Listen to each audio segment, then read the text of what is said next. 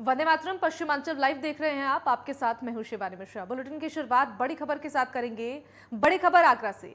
Police के हाथ बड़ी कामयाबी लगी है। 52 मुकदमों में वांछित अपराधी पुलिस के हत्थे चढ़ा है। मुख्य आरोपी दीपक और 2 शातिर चोर गिरफ्तार किए गए हैं। दीपक पर चोरी और लूट के साथ कई मामलों में 52 मुकदमे दर्ज है। और वहीं दीपक माहौर के खिलाफ गैंगस्टर एक्ट की कार्रवाई होगी। एसपी सिटी विकास कुमार ने पूरे मामले का खुलासा किया है। तो ये बड़ी जानकारी आपको आगरा से दे रहे हैं। पुलिस के हाथ बड़ी कामयाबी लगी है। जानकारी देते 52 मुकदमों में वांछित अपराधी पुलिस के हत्थे चढ़ा है।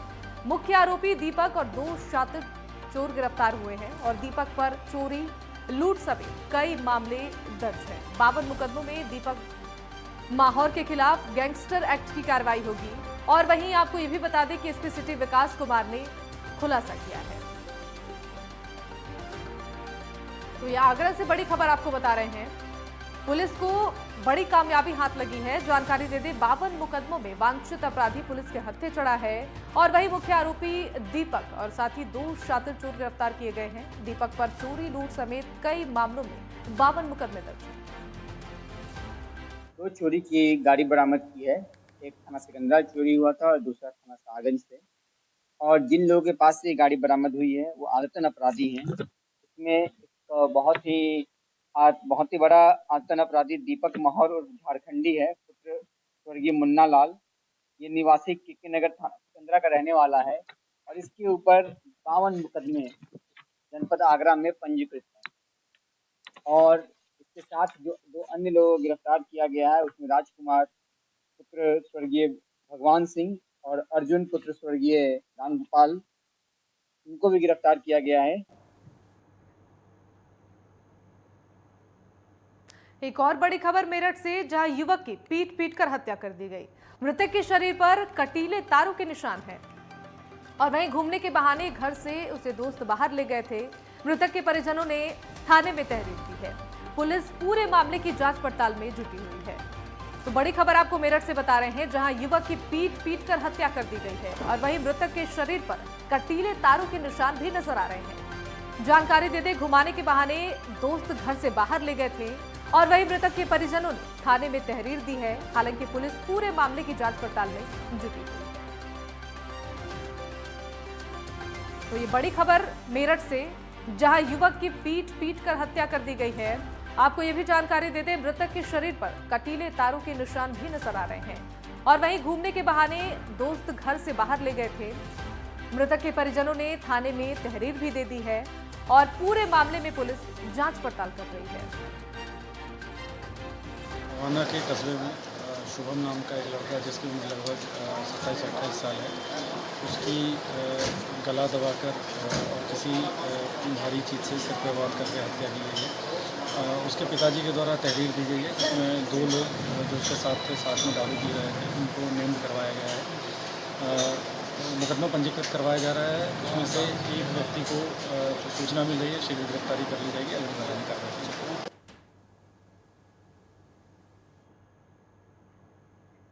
और वहीं मेरठ के परतापुर उद्योग मंदिर में ग्राउंड ब्रेकिंग सेरेमनी का लाइव प्रसारण किया गया। कार्यक्रम का वीडियो वॉल लगाकर सीधा प्रसारण किया गया। उद्योग मंदिर में मेरठ मंडल अपरायुक्त चेतरावी और डीएम दीपक मीणा के साथ साथ सांसद राजेंद्र अग्रवाल भी मौजूद रहे। इस दौरान कई बड़े उद्योगपति भी मौजूद रहे।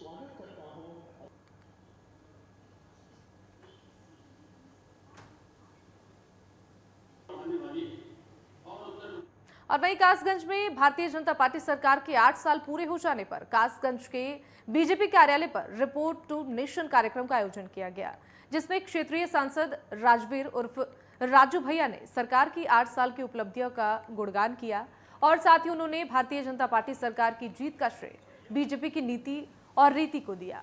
इस दौरान सांसद और विधायक भी मौजूद रहे और वहीं इस दौरान 2014 से लेकर साल 2022 तक के केंद्र सरकार की उपलब्धियों को लेकर एक पोस्टर भी जारी किया गया। बीजेपी सांसद राजवीर सिंह ने कहा कि 1947 से लेकर अब तक 8 सालों में सबसे ज्यादा विकास हुआ है।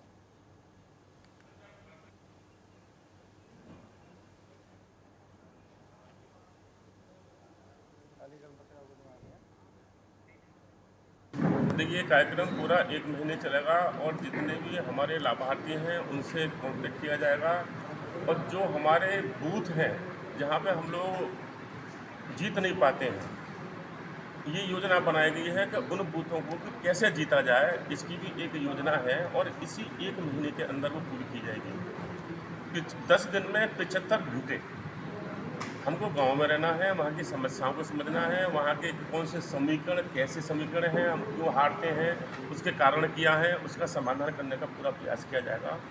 उसमें जनप्रतिनिधि हो, चाहे विधायक हो, चाहे ब्लॉक प्रमुख हो, चाहे एमपी हो, चाहे पार्टी के पदाधिकारी हो, चाहे जिलाध्यक्ष हो, और इसके अलावा दूसरे लोग भी केंद्र से और प्रदेश से लोग आएंगे, इन सब चीज़ों की समीक्षा की जाएगी।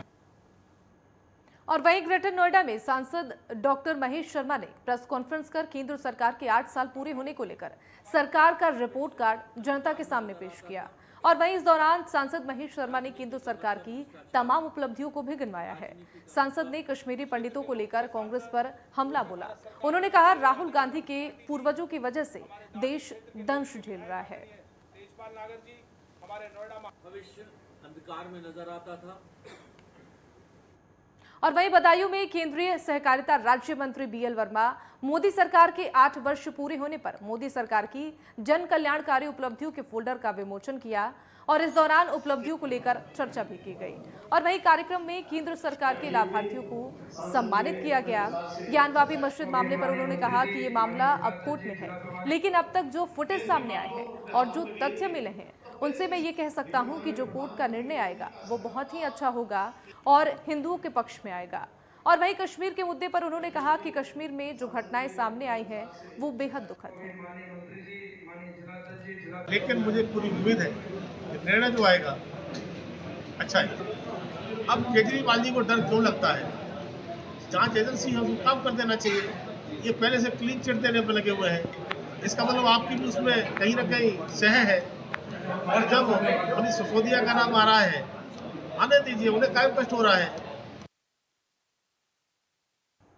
और वहीं केंद्रीय मंत्री बीएल वर्मा ने कश्मीर के मुद्दे पर कहा कि कश्मीर में जो घटनाएं सामने आई हैं वो दुखद है। मैं इस बात को स्वीकार करता हूं, जिस दिन राहुल भट्ट की हत्या हुई मैं कश्मीर में ही था और उस जगह जाना चाहता था जहां पर यह हत्या हुई थी, लेकिन मुझे वहां जाने से रोक दिया गया और जो हुआ वो कायराना हरकत है। ऐसे लोगों को हमारी सेना छोड़ेगी नहीं। खुद अमित शाह जी ने पूरे मामले का संज्ञान लिया और दोषियों को किसी भी हाल में बख्शा नहीं जाएगा। तो जिस तरीके से कश्मीर में कायराना हरकतें लगातार सामने आ रही हैं, कश्मीर में जो घटनाएं हो रही हैं वो बेहद दुखद हैं। और साथ ही उन्होंने कहा कि जिस दिन राहुल भट्ट की हत्या हुई थी मैं कश्मीर में ही था और उस जगह मैं जाना चाहता था जहां पर ये हत्या हुई थी, लेकिन मुझे जाने से रोक दिया गया और जो भी हुआ वो कायराना हरकत है।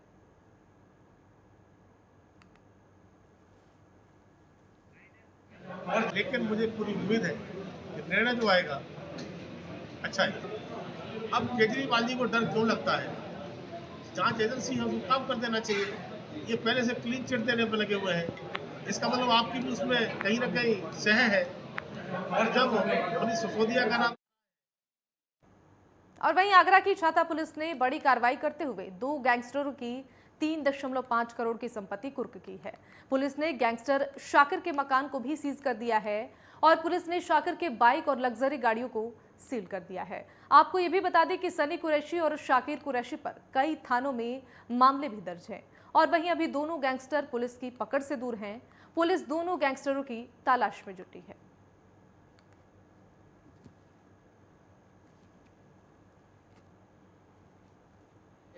जो अवैध कारोबार करने वाले लोग हैं उनके खिलाफ जनपद पुलिस द्वारा लगातार कार्रवाई की जा रही है और 2 ऐसे माफिया जो नकली मोबिल बनाने का काम किया करते, नकली तेल बनाने का कारोबार किया करते थे बड़े पैमाने पर, उनके विरुद्ध गैंगस्टर एक्ट की कार्रवाई की गई थी और आज उनकी उस अवैध कारोबार से जो संपत्ति अर्जित की गई है उसकी कुर्की की कार्रवाई आज स्थानीय पुलिस द्वारा मौके पर की जा रही है।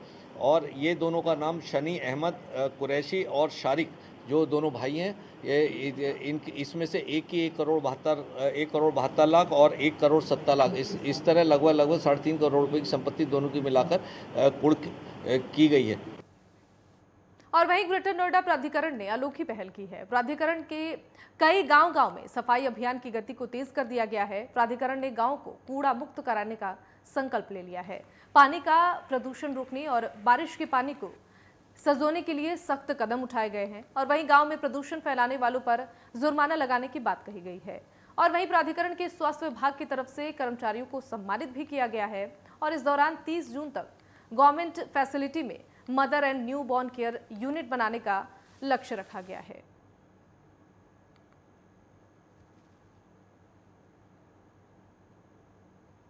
और वहीं ताजनगरी आगरा के खीरागढ़ तहसील में झोला छाप डॉक्टर गर्भवती महिलाओं के कोख के कातिल बन गए हैं। आगरा में बिना मेडिकल डिग्री के ही 8वीं पास झोला छाप डॉक्टरों ने गर्भवती महिलाओं को गर्भपात करने के लिए जगह जगह पर क्लिनिक और फर्जी मेडिकल दुकान खोल रखी है। जहां झोला छाप डॉक्टरों की शिकायत मिलने पर बड़ी कार्रवाई के साथ ही इन फर्जी क्लिनिकों को छापेमारी कर सील कर दिया गया है।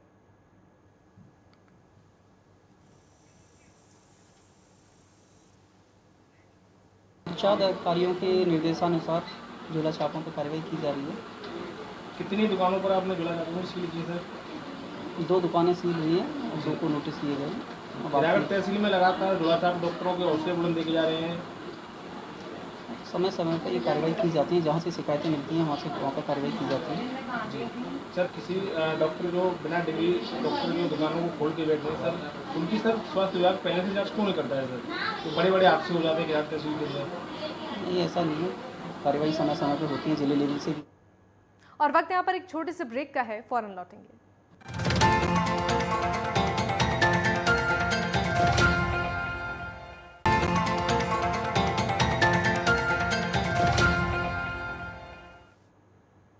ब्रेक के बाद स्वागत है आप सभी का। खबरों में आगे बढ़ेंगे। यूपी के शाहजहांपुर में राजकीय मेडिकल कॉलेज में भीषण आग लग गई।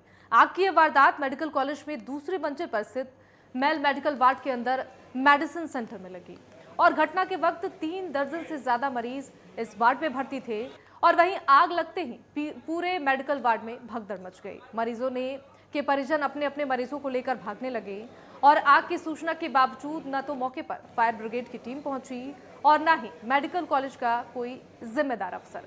फिलहाल मरीजों के तीमारदारों और कर्मचारियों ने कड़ी मशक्कत के बाद आग पर काबू पा लिया, वरना आज राजकीय मेडिकल कॉलेज में बड़ी अनहोनी हो सकती थी। तो राजकीय मेडिकल कॉलेज में भीषण आग लगी। देखिए तस्वीरें भी आपको दिखा रहे हैं। ये तस्वीरें उस वक्त की है जब यहाँ पर आग लगी और आग लगने के बाद से अस्पताल में भगदड़ का माहौल हो गया। मरीजों को हालांकि तीमारदारों ने निकालने की कोशिश की और वहीं यहाँ पर कड़ी मशक्कत के बाद आग पर काबू पाया गया।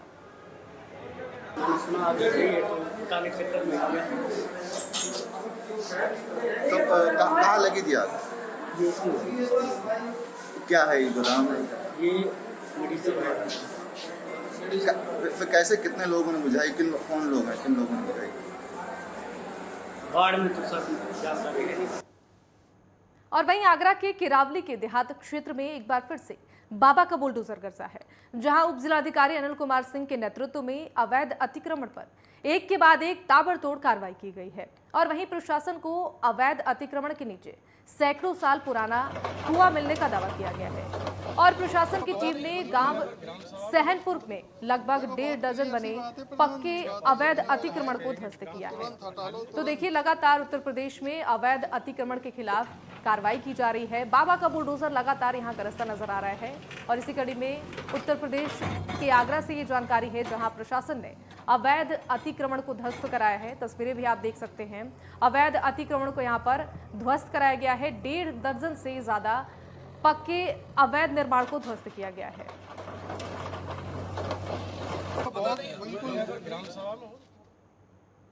और वहीं सांसद हेमा मालिनी ने मथुरा के 5 दिवसीय दौरे के दौरान एक प्रेस कॉन्फ्रेंस कर मोदी सरकार की 8 साल की उपलब्धियों के बारे में जानकारी दी है। सांसद हेमा मालिनी ने पत्रकारों से बातचीत करते हुए बताया कि मथुरा में तमाम विकास के काम किए गए हैं और आगे भी ये विकास के काम होते रहेंगे। मथुरा को लगातार करोड़ों की सौगात भी मिल रही है और 2024 में फिर से चुनाव लड़ने के सवाल पर सांसद हेमा मालिनी ने कहा कि अगर पार्टी का आदेश होगा तो मैं फिर से चुनाव लड़ूंगी, मुझे कोई दिक्कत नहीं है। आज विश्व में हमारे देश और हमारे प्रधानमंत्री की एक अलग ही पहचान है, हमें इस पर गर्व होता है। सांसद हेमा मालिनी ने कहा कि गरीब किसान और मजदूर के लिए जिस तरह से मोदी सरकार ने काम किए हैं वो सराहनीय है।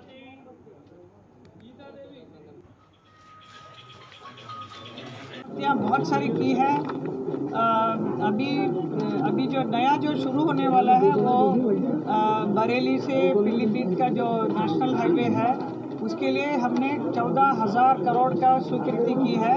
उसके लिए कल भी हमारी मीटिंग हुई थी, तो हमने सारे अधिकारियों से पता किया कि वो सब क्लियरेंस चाहिए, लैंड क्लियरेंस वगैरह वो जल्दी से कर देंगे वो लोग।